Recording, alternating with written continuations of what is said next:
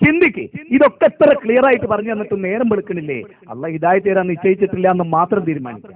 അല്ലെങ്കിൽ നന്നാകേണ്ട സമയമൊക്കെ എപ്പോഴോ കഴിയും. അത്ര ക്ലിയറാണ് ഹിദായത്ത് പ്രസ്ഥാനത്തിന്റെ പ്രസംഗം എന്ന് പറഞ്ഞാൽ. അത് A to Z ക്ലിയറാണ്. ഓരൊറ്റ കുട്ടിക്ക് മനസ്സിലായി. ഇതിപ്പോ എനിക്ക് തോന്നുന്നത് ഇത് കേട്ടിട്ട് മുസ്ലിം ചിലപ്പോ ഈ വിഷയത്തിന്റെ ഗൗരവം മനസ്സിലാക്കുന്നു. അത്ര ക്ലിയർ ആണിത്. നോക്കൂ, വിശുദ്ധ ഖുർആനിൽ ഒരു പറ്റ ഔലിയാക്കളുടെ കഥ പറയുന്നിടത്ത് 309 കൊല്ലം അല്ലാഹു അവരെ ഉറക്കിക്കെടുത്തി. അതുകൂടെ നിങ്ങൾ മനസ്സിലാക്കി. 309 കൊല്ലം ഈ ഔലിയാക്കൾ അള്ള ഉറക്കിക്കെടുത്തി. മരിച്ചിട്ടില്ല. കണ്ണ് തുറന്നു വെച്ച അവസ്ഥയിലാണ് ഉറങ്ങണത്. കണ്ണ് കൂട്ടിയിട്ട് പോലുമില്ല. കണ്ണിങ്ങനെ തുറന്നു വെച്ചിട്ട് എന്നിട്ട് അള്ള പറയാ, റസൂലേ നിങ്ങളെങ്ങാനും അവരുടെ കിടത്തം കണ്ടിട്ട് നിങ്ങൾ പേടിച്ചു പോയി. കണ്ണ് തുറന്നു വെച്ച അവസ്ഥയിലാണ് ഉറങ്ങണത്. കണ്ണ് പൂട്ടിയിട്ടില്ല, ഇത് അറിഞ്ഞിട്ടില്ല, പക്ഷേ അവർ ഉറങ്ങുകയാണ്. അങ്ങനെ 309 കൊല്ലം അള്ളാഹു അവർ ഉറക്കി. എന്നിട്ട് അവർ തട്ടിപ്പറിച്ച് എഴുന്നേറ്റു. എന്നിട്ട് ഈ വലിയകൾ, ഈ ഔലിയാക്കള്, കള്ളം പറയാത്ത ഔലിയാക്കള് പരസ്പരം പറയാ, എത്ര ഉറങ്ങി? അതിലൊരാൾ പറഞ്ഞു, ഒരു ദിവസത്തിന്റെ കുറച്ച് ഭാഗം, പാതി, അത്രയ്ക്കുള്ള ഏതാനും സമയം. 309 കൊല്ലം, 3 നൂറ്റാണ്ട് കഴിഞ്ഞു പോയത് അള്ളാന്റെ വലിയകൾ അറിഞ്ഞില്ല. ഉറങ്ങിക്കിടക്കുമ്പോ പിന്നല്ലേ മരിച്ചിട്ട്. മനുഷ്യ ചിന്തിക്ക്, ബുദ്ധി കൊടുത്താലോചിക്ക്. ആറ്റൂര് സ്കൂളുണ്ടല്ലോ, സ്കൂൾ പഠിച്ചിട്ടുണ്ടല്ലോ, മനുഷ്യനെ ഭൗതികമായിട്ട് സാക്ഷരത നേടിയിട്ടുണ്ടല്ലോ. ആലോചിക്ക്, കോമൺ സെൻസ് ഉപയോഗിച്ച്. ഈ വലിയകളെ 309 കൊല്ലം മരിച്ചതല്ല, ഉറക്കിക്കിടത്തിയിട്ട് എഴുന്നേറ്റിട്ട് അവർ പരസ്പരം പറയാ, ഒരു മണിക്കൂറല്ലേ, ഒരു ദിവസത്തിന്റെ പാതി, ഏതാനും സമയം ഉറങ്ങിയിട്ടുള്ളൂ. എന്നിട്ടോ അവരുടെ കയ്യിൽ 309 കൊല്ലം മുമ്പുണ്ടായിരുന്ന നാണയം അത് കൊടുത്തിട്ട് ഒരാളോട് പറയാം, ബി കെയർഫുൾ, വളരെ ശ്രദ്ധിക്കണം, നമ്മുടെ പിന്നിൽ രാജാവുണ്ടാവും, അനുയായികളുണ്ടാവും, നമ്മൾ പോടി ഗുഹയുടെ അഭയം പ്രാപിച്ചാണ്, അവർ നമ്മുടെ തൊട്ട് പിന്നാലുണ്ടാവും, അതുകൊണ്ട് ശ്രദ്ധിച്ചിട്ട് കടയിൽ പോയിട്ട് ഭക്ഷണം വാങ്ങിക്കൊണ്ടിരിക്കുകയാണ്. നോക്കണം, അവർ കള്ളം പറഞ്ഞതാണോ? നാടകം അഭിനയിച്ചതാണോ? അറിഞ്ഞിട്ട് മറച്ചു വെച്ചതാണോ? അള്ളാന്റെ ഖുർആൻ കള്ളം പറയുന്ന ഗ്രന്ഥമാണോ? നാടകം അഭിനയിക്കുന്ന ഗ്രന്ഥമാണോ? മുനാഫിക്കുകളെ പറ്റി പ്രശംസിക്കുന്ന ഗ്രന്ഥമാണോ? ഒരിക്കലുമല്ല. എന്നിട്ട് ആ കടയിൽ ചെന്നിട്ട് ഈ നാണയം കൊടുത്തു കടക്കാരന്, ഇത്ര ഭക്ഷണം തരണം. കടക്കാരൻ അത്ഭുതപ്പെട്ടു. അയാൾ നോക്കുകയാണ് ഇവരുടെ മുഖത്തേക്ക്. എന്നിട്ട് ചോദിച്ചു, എവിടുന്നാ? കാലവും ലോകവും ഒന്നും മാറി അറിഞ്ഞില്ല, എവിടുന്നേ എണീറ്റ് വരുന്നത്? 309 കൊല്ലം കഴിഞ്ഞു മുമ്പിലാലേ, എവിടുന്നാ നിങ്ങൾ വരുന്നത്? ഇതേതാ നാണയം? അയാൾക്ക് പരിചയം തന്നെയല്ല. ഈ 309 കൊല്ലം കഴിഞ്ഞു പോയത് അള്ളാന്റെ ഔലിയാക്കൾ അറിഞ്ഞിരുന്നുവെങ്കിൽ ഈ നാണയം കൊടുത്ത് നാണം കെടാൻ ഈ വലിയകൾ പോകുകയായിരുന്നോ?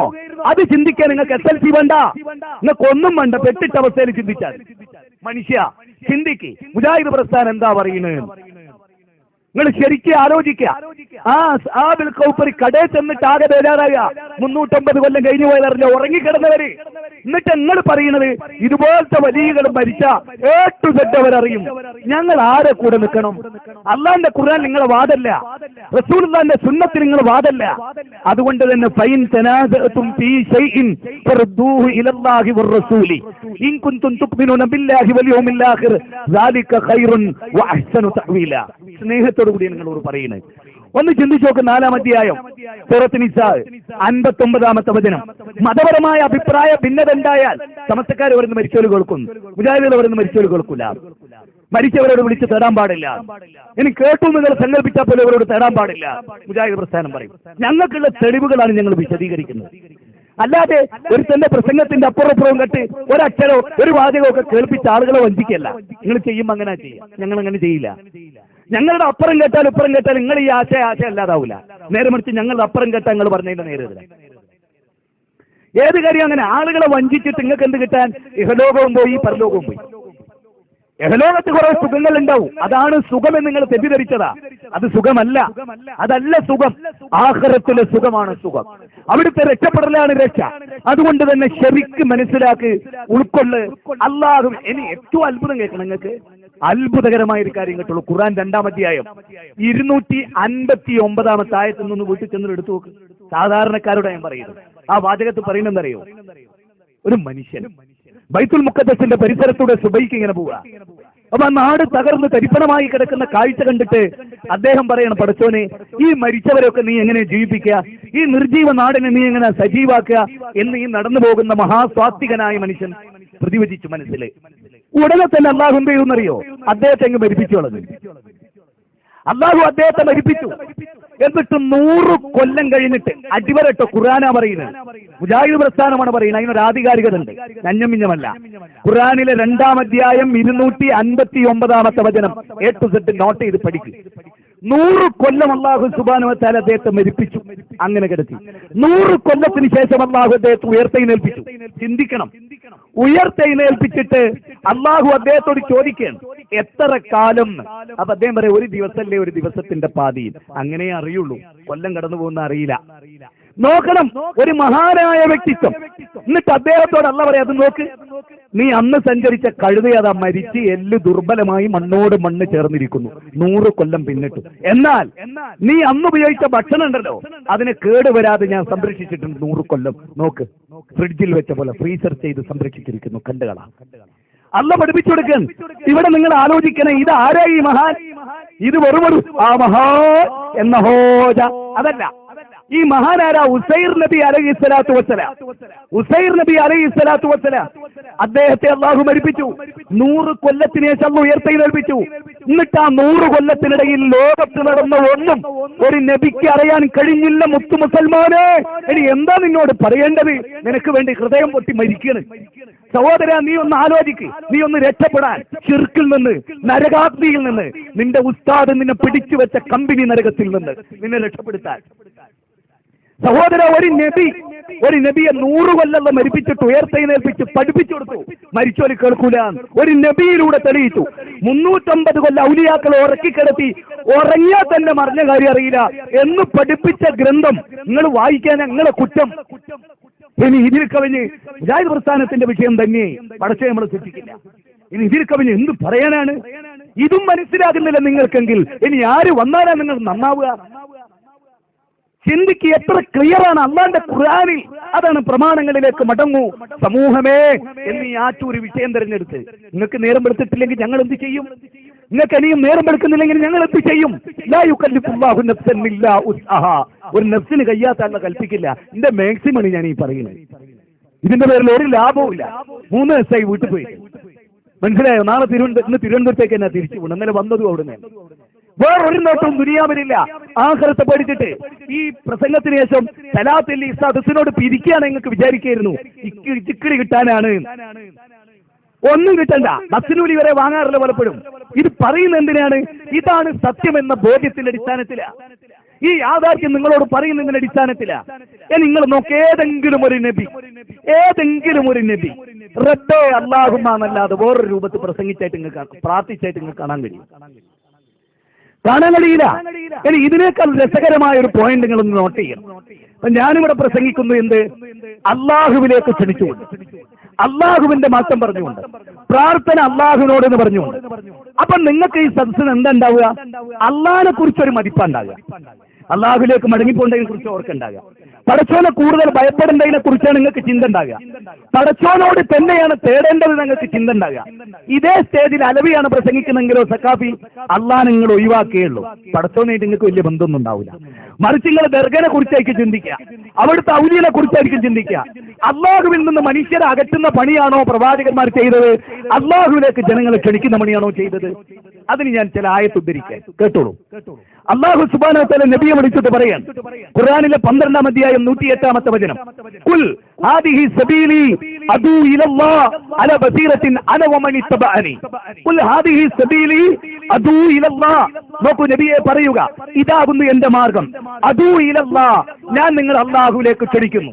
സക്കാഫിമാരോ മൊയ്തീൻ ശൈഖിലേക്ക് ക്ഷണിക്കുന്നു, ദർഗകളിലേക്ക് ക്ഷണിക്കുന്നു, കാണാ കാഴ്ചകളിലൂടെ ക്ഷണിക്കുന്നു. ഇതിലേതാണ് ദീൻ? ലോകത്ത് മർക്കസ് സക്കാഫത്ത് സുന്നിയയിൽ നിന്ന് വരുന്ന മുഴുവൻ പണ്ഡിതന്മാരും അള്ളാഹുവിനെ പറ്റി പറയാനാണോ വരുന്നത്? അല്ല, അള്ളാഹു അല്ലാത്തവരോട് ചോദിച്ചാൽ കിട്ടുമെന്ന് പറയാനാണ്. മുസ്തഫൽ ഫൈസി മൊയ്തീൻമാരെ വ്യാഖ്യാനിച്ചു. അതിൽ അദ്ദേഹം പറഞ്ഞതെന്താ? ഏറ്റവും നല്ലത് എന്നൊരു ചാപ്റ്റർ ഉണ്ടെങ്കിൽ ഇപ്പോഴെടുത്ത് പരിശോധിക്കും നിങ്ങൾ. ഏറ്റവും നല്ലത് അതിന് പറയുന്നത് എന്താ? പ്രാർത്ഥിക്കുകയാണെങ്കിൽ മൊയ്തീൻ ശൈഖിനോട് പ്രാർത്ഥിക്കലാണ് ഏറ്റവും നല്ലത്. ഉത്തരം കിട്ടാൻ ഏറ്റവും പച്ച മലയാളത്തിൽ എഴുതി വെച്ചതാ. പ്രിയപ്പെട്ടവരെ, ഇസ്ലാമിനെ നിറഞ്ഞ കണ്ണുകളോട് സ്വീകരിക്കുന്നവരോ അള്ളാഹുവിന്റെ ശത്രുവായ ഇബ്ലീസിന് വേണ്ടി പേന പൊന്തുന്നവരാണ് ഈ പുരോഹിതന്മാർ. നിങ്ങൾ മനസ്സിലാക്കുക. എന്താ ഏറ്റവും നല്ലത് എന്നൊരു അധ്യായം കണ്ടപ്പോ ഫസ്റ്റിൽ ഞാൻ കണ്ടപ്പോ ഞാൻ എന്താ വിചാരിച്ചറിയോ, ഏറ്റവും നല്ല അള്ളാഹിനോട് തേടൽ തന്നെയാണ് എന്നായിരിക്കും ഇയാളെ എഴുതുകയാണ്. പക്ഷെ അതിന്റെ താഴെ എന്താണ്, അള്ളാഹിനോട് തേടിയ ഉത്തരം കിട്ടുന്നുള്ള ഇനി യാതൊരു തെളിവുമില്ല. അപ്പൊ എനിക്കൊരു കാര്യം ഉറപ്പായി, ജീവിതത്തിൽ ഖുർആന് ഒരു 100 കിലോമീറ്റർ അപ്പുറത്തുനിന്നെങ്കിലും ഇയാൾ കണ്ടിട്ടില്ല എന്ന് ഉറപ്പായി. വിശുദ്ധ ഖുർആൻ ഒരു മുസ്ലിമാണെ കാണുമല്ലോ, ഇയാൾ കണ്ടിട്ടില്ല. കാരണം എന്താ, ആദം നബി അലൈഹി ഇസ്ലാമിന്റെ ആദ്യ പ്രാർത്ഥന റബ്ബനാ വലന്നാ അൻഫുസനാ വഇല്ലം തഗ്ഫിർ ലനാ വതർഹംനാ ലനകൂനന്ന മിനൽ ഖാസിരീൻ. ഖുർആനിലെ 7-ാം അധ്യായം 23-ാമത്തെ വചനം, റബ്ബി ഗ്ഫിർലി വലിവാലിദയ്യ വലിമൻ ദഖല ബൈതിയ മുഅ്മിനൻ വലിൽ മുഅ്മിനീന വൽ മുഅ്മിനാത്ത്. നൂഹ് നബിയുടെ പ്രാർത്ഥന 71-ാം അധ്യായം 28-ാമത്തെ വചനം, റബ്ബി ജഅൽ ഹാദാ ബലദൻ ആമിന വഇദ് യർഫഉ ഇബ്രാഹിമുൽ ഖവായിദ മിനൽ ബൈതി വഇസ്മാഈലു റബ്ബനാ തഖബ്ബൽ മിന്നാ ഇന്നക അൻതസ് സമീഉൽ അലീം. ربنا وجعلنا مسلمين لك ومن ذريتنا أمة مسلمة لك وأرنا مناسكنا وتب علينا إنك أنت التواب الرحيم. അതുപോലെ റബ്ബി ഇശ്റഹ് ലീ സദ്രി വയസ്സിർ ലീ അംരി വഹ്ലുൽ ഉഖ്ദതൻ മിൻ ലിസാനി യഫ്ഖഹു ഖൗലി. എല്ലാ അമ്പിയാക്കളും അള്ളാഹുവിനോട് പ്രാർത്ഥിക്കുകയാണ്. മൂസാ നബി അള്ളാഹിനോട് പ്രാർത്ഥിക്കുന്നു, മൂസാ നബി ഉത്തരം നൽകുന്നു. അതുപോലെ സക്കരിയ നബി അള്ളാഹിനോട് പ്രാർത്ഥിക്കുന്നു, അള്ളാഹ് ഉത്തരം ചെയ്യുന്നു. യഹ്യാ നബി അള്ളാഹിനോട് പ്രാർത്ഥിക്കുന്നു, അള്ളാഹ് ഉത്തരം ചെയ്യുന്നു. ഇബ്രാഹിം നബി അള്ളാഹിനോട് പ്രാർത്ഥിക്കുന്നു, അള്ളാഹ് ഉത്തരം ചെയ്യുന്നു. 25 പ്രവാചകന്മാരിൽ ഏതൊക്കെ നബിമാരുടെ പ്രാർത്ഥന ഖുർആൻ എടുത്തു ധരിച്ചുവോ അവരൊക്കെ അള്ളാഹുവിനോട് പ്രാർത്ഥിക്കുന്നു, അള്ളാഹ് അവർക്കൊക്കെ ഉത്തരവും ചെയ്യുന്നു. ഈ ചരിത്രം അറിയാത്തവനാണ് മുസ്തഫൽ ഫൈസി എന്ന് പറയുന്ന മനുഷ്യൻ. നിങ്ങൾ ചിന്തിക്കണം, ആലോചിക്കണം ശരിക്കും. അവിടെയാണ് മുജാഹിദ് പ്രസ്ഥാനം എന്ന് പറയുന്നത്. ഖുർആനിലുടനീളം പ്രാർത്ഥന പടച്ച തമ്പുരാനോടാണ് എന്ന വസ്തുത മുജാഹിദ് പ്രസ്ഥാനം പറയും.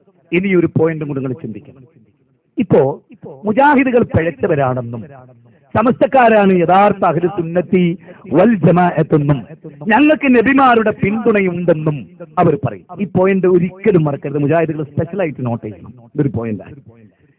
ഇത് നിങ്ങൾ ആലോചിച്ചപ്പോ ഞാനിവിടെ വന്നിട്ട് ഏകനായ റബ്ബിനോട് മാത്രം പ്രാർത്ഥിക്കണമെന്ന് ഉള്ള വിഷയമാണല്ലോ അവതരിപ്പിക്കുന്നത്. മുജാഹിദുകളുടെ എല്ലാ പണ്ഡിതന്മാരും അതാണ് അവതരിപ്പിക്കുന്നത്. എന്നാൽ മറുഭാഗത്തുള്ളവർ അല്ലല്ലാത്തവരോടും ദ്വേരക്കാം എന്നാണ് പ്രസംഗിക്കുന്നവരുടെ പ്രസംഗം മുഴുവനും അതിൽ അധിഷ്ഠിതമാണ്.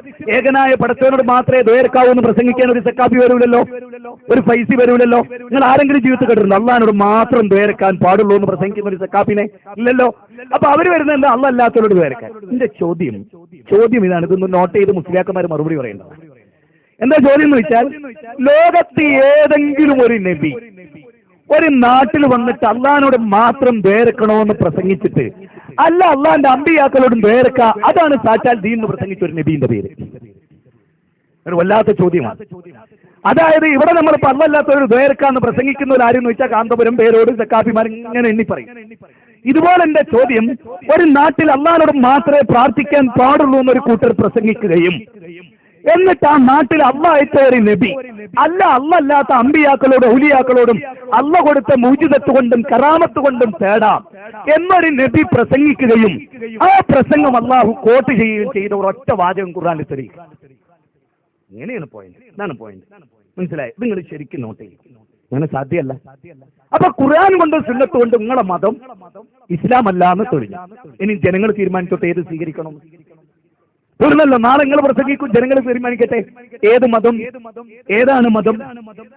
എന്നെന്നും ജീവിക്കുന്ന, എല്ലാം നിയന്ത്രിക്കുന്ന, വായുവും വെള്ളവും നൽകിയ, നമ്മുടെ ഹൃദയത്തെ സ്പന്ദിക്കുന്ന, ഹൃദയത്തെ നിയന്ത്രിക്കുന്ന പടച്ചോനെ വിട്ടിട്ട് പടപ്പുറ സ്വീകരിക്കണോ വേണ്ടേ? ഇതാണ് പ്രധാനമായി ഇതിൽ നിങ്ങൾ ചിന്തിക്കേണ്ട പോയിന്റ്. ഇതോടൊപ്പം നമ്മൾ പലപ്പോഴും ചിന്തിക്കുക, ലോകത്ത് അത്ഭുതകരമായ ഒരു കാര്യം കൂടി പറഞ്ഞുതരാം. അതായത് മൊയ്തീൻ ശൈഖെ രക്ഷിക്കണേന്ന് എന്തുകൊണ്ടാണ് ബഷീറെ നീ വിളിക്കുന്നതെന്നൊരു സമസ്തക്കാരനോട് ചോദിച്ചു നോക്ക്. ബഷീർ പറയും, മൊയ്തീൻ ശൈഖ് അള്ളാഹിനെ ഏറ്റവും അടുത്ത ആളാണ്, മഹാനാണ്, വലിയാണ്, കറാമത്തുള്ള ആളാണ്, ഒരു കുഴപ്പമില്ല, തേടാം, വിശേഷങ്ങളുണ്ട് എന്നൊക്കെയല്ലേ പറയാ? ആണല്ലോ. നീ എന്താ മുനമ്പത്ത് ബീവിനെ വിളിച്ച് ദ്വേരക്കണ് എന്ന് ചോദിച്ചു നോക്ക്. മുനമ്പത്ത് ബീവി അള്ളാഹുലേക്ക് അടുത്ത ബീവിയാണ്, വലിയത്താണ്, ഒരുപാട് കറാമത്തുണ്ട്, അങ്ങനെയാണെന്നൊക്കെ പറയും. ഞാനൊന്ന് ചോദിച്ചോട്ടെ, ഇബ്രാഹിം നബിയോ എന്താ നിങ്ങൾ അങ്ങനെ ചോദിക്കണേ? ഞാൻ കേട്ടോളൂ. ഇബ്രാഹിം നബി അലൈഹി സ്വലാത്തു വസ്സലാം മഹാനാണോ? ആണോ? ഖലീലുള്ളയാണ്. ഖദ് കാനത് ലക്കും ഉസ്വത്തുൻ ഹസനത്തുൻ ഫീഹി ഇബ്രാഹിം. ഇബ്രാഹിമിൽ നിങ്ങൾക്ക് ഉത്തമ